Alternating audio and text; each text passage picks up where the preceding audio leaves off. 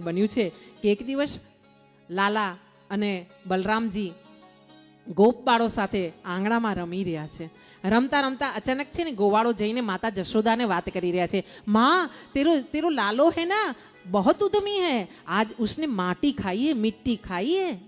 હા, આમ મા જશોદાજીને ગોપબાળોએ ફરિયાદ કરી છે અને ત્યાં મા જશોદાજી એ સાંભળીને હાયકારો થઈ ગયો છે. અરે મારા લાલાએ માટી ખાધી, ઘરમાં ખાવા માટે આટલું માખણ છે, મિશ્રી છે, દહીં છે, દૂધ છે, હું આટલા 56 ભોગ બનાવીને એને કોળિયા ભરાવું છું, એટલું ઓછું પડે છે શું?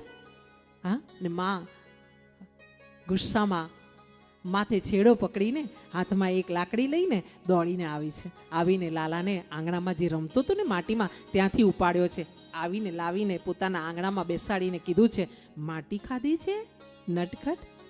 હા, લાલાએ કીધું છે, ના મૈયા, મેં નહીં માખણ ખાયો, મેં નહીં મટ્ટી ખાયો.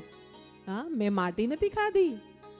આ બધી ગોપીઓ છે ને એ માખણની ફરિયાદ ખોટી કરે છે ને આજે છે ને એ જોઈને આ ગોવાળિયાઓએ પણ એની નકલ કરી છે કે એ લોકો મને પહોંચી નથી શકતા ને કોઈ વાતમાં, અને હું તારો વાલો છું ને એટલે તારો અડખામણો કરવા માટે આ બધાએ આ ફરિયાદ કરવાનું શરૂ કર્યું છે. આ છે ને ષડયંત્ર છે મારા વિરુદ્ધમાં. હા, માએ વિચાર કર્યો કે બીજા કયા કયા ષડયંત્ર છે, તું બતાવો તો લાલા, મોકો બતાવો, कौन सा षड्यंत्र है दूसरो? मायाने જ્યારે આવા સવાલ પૂછવામાં આવે ને તો લાલાએ રડતા રડતા કીધું, પોતાની આંખને આમ મસળતા ને આટલું બધું કાજળ આંજેલું હતું ને એટલે રડતા રડતા અડધું કાજળ ભગવાનના ગાલ ઉપર ગયું છે, અડધું કાજળ એના હાથમાં લાગ્યું છે, નાજુક અમથા આંખમાં હાથમાં કાજળ લાગ્યું છે, અને આ કાળી કાળી મોટી મોટી ભમરાડી આંખો છે ને એમાં રડતા રડતા ભગવાને કીધું, તને બતાવું માં મારી વિરુદ્ધ કેટલા ષડયંત્ર છે? મને તો અન્યાય થયો છે, અન્યાય. હા, માએ કીધું, કેવી રીતે અન્યાય થયો છે બતાવ તો લાલા. જો માં ગૌશાળામાં ગયો તો ને ત્યાં એક ગાય છે ને એ કજરી ગાયે એક સરસ નાના અમથા વાછરડાને જન્મ આપ્યો છે માં. અચ્છા, માએ પૂછ્યું, શું થયું એમાં, તને અન્યાય કઈ રીતે થયો? એટલે લાલાએ કીધું, દેખ માં, वो कजरी गाय का बछड़ा है ना, वो जन्मते हुए उसके मुंह में दांत है. देख मेरे पास दांत नहीं है मैया, मेरे पास तो अभी 2 साल का 4 साल का हुआ हो, लेकिन मेरे पास 2-3 दांत है मैया, मैं कैसे खाना खाऊं, इसीलिए मैं माखन खाता हूं मैया. हाँ, આમ લાલો લાડ કરી રહ્યો છે, માને પોતાના લાડથી રીઝવી રહ્યો છે. આ બાજુ માએ પછી વાત કરી છે, બધી વાત સાઈડ પર મૂકો, પહેલા એ બતાવો કે તમે માખણ ખાધું છે. હા, માખણ ખાધું છે તો તમારે માટીની શી જરૂર પડી? તમે માટી કેમ ખાધી છે? લાલાને પૂછ્યું છે. લાલાનો આમ કાન પકડીને આમ મરડ્યો છે ને ત્યાં લાલાએ છે ને, ના મૈયા મેં માટી નથી ખાધી એમ કરીને મોઢું પોળું કર્યું છે. આ જ્યાં કર્યું છે માએ કીધું, મોઢું બતાવ નટખટ, આજે તને છોડીશ નહીં. અને એમ જ્યાં માએ કીધું છે ને ત્યાં માનો આ આજ્ઞાકારી દીકરો છે નાનકડો, એણે મોઢું ખોલ્યું છે.